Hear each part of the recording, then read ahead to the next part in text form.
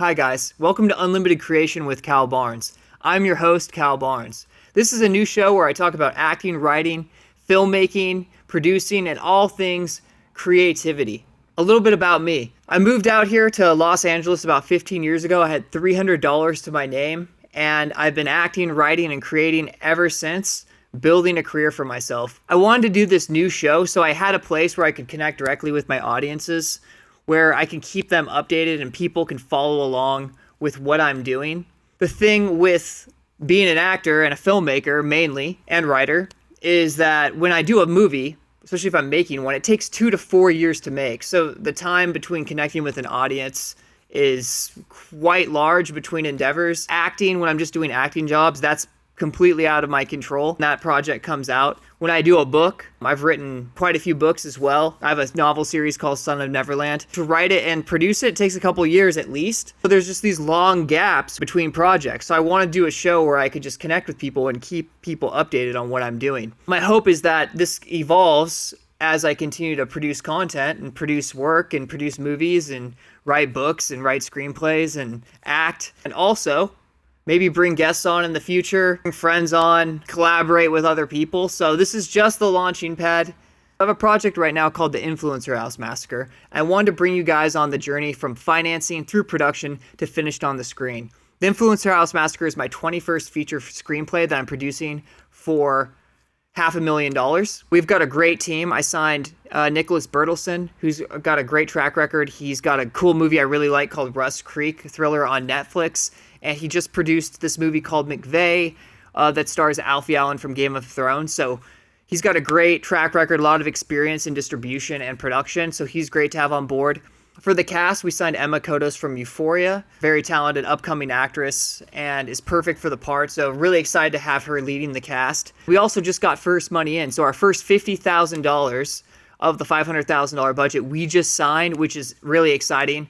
First money is in. So this project is a moving train, like 100%. At this point, this movie is getting made, and that is a fact. We have the writer, director, and one of the stars. That's me. We have our lead actress, Emma Kodos. We got our producer, Nick Bertelsen. And also Scott DuPont is our consultant producer, and he's got a great track record of helping films get across the finish line in terms of getting their financing. So this movie is getting made. Right now, it's just a matter of time with the financing, but it is 100% a done deal. It's a very exciting time for this project. There's films like Curry Barker's Obsession that was made for $750,000. It just made over $300 million at the box office. I mean, this is a very awesome time to be a creator and filmmaker. Audiences' tastes are turning. They don't want to see formulaic superhero movies that aren't well written or well performed anymore. Audiences are really turning back to story, it looks like, with this huge upsurgence. We had Session and Backrooms have been dominating the box office this year, especially in terms of ROI. So it's a very exciting time to be a low budget filmmaker in the horror space. So the timing for our film really couldn't be better. It's a fantastic time. Maybe since the Blair Witch Project in the early 2000s, there hasn't been a better time to be producing a low-budget horror film because the audience is there and they're really always hungry for a fresh idea that is well executed. And that's what we saw with Obsession. I truly love that movie. I went to see it twice at the theater, which I think I've only maybe a few other movies, like maybe Lord of the Rings, Fellowship of the Ring was the last time I went to see a movie twice at the theater. So I really liked it that much. There is an opportunity to invest in this film if interested. We're currently planning on launching the WeFunder in August once that first 50K of seed money is on the WeFunder, because you now need $50,000 on WeFunder to launch it publicly to its database of US accredited investors.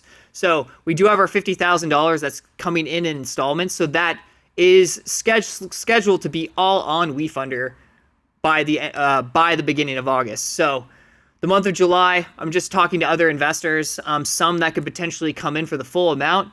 But right now there is opportunity to invest. So if you're interested, feel free to DM me, email me, and we can talk about that. So I really want to include you guys in on this journey, what it's like to create a low budget horror film from from script to screen. With this script, I've worked with some of the best Hollywood script doctors on the script. I'm in rewrite 20. So this is a huge opportunity for me. So I'm really putting the time into a script. Here's a little film education. It's not the most important part of getting a film seen in the beginning. Usually that's IP, which would be like a known property like Marvel, or also a very large actor can help get a movie seen, but it doesn't make the movie good.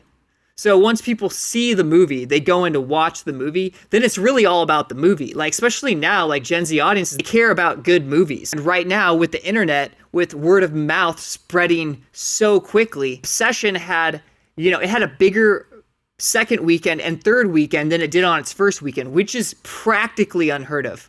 And the reason that happened is because it was such a good movie. Word of mouth spread through the internet and more people came to see it. I actually like horror movies that don't have anyone recognizable in it because it's much more believable. Obsession didn't have any huge names in it when it blew up, but you're not tying these actors to these other big projects. So for horror, when you really want disbelief to be suspended, it really works really well just having new actors or upcoming actors in it. It's really awesome to see Gen Z audiences. We're moving back towards that where it's about good movies. And then Gen Z is voting with social media, with their dollar. They're voting on what the best movies are, and then those movies are rising to the top. So it's really exciting to be a part of this wave right now. So that's it, everybody. Very excited to have you on this journey with me as I launch my new show, Unlimited Creation with Cal Barnes. And I hope you got a little film education today, and I will keep you updated as I move towards production with my upcoming feature film, The Influencer House Massacre. Thank you, and have a good 4th of July weekend.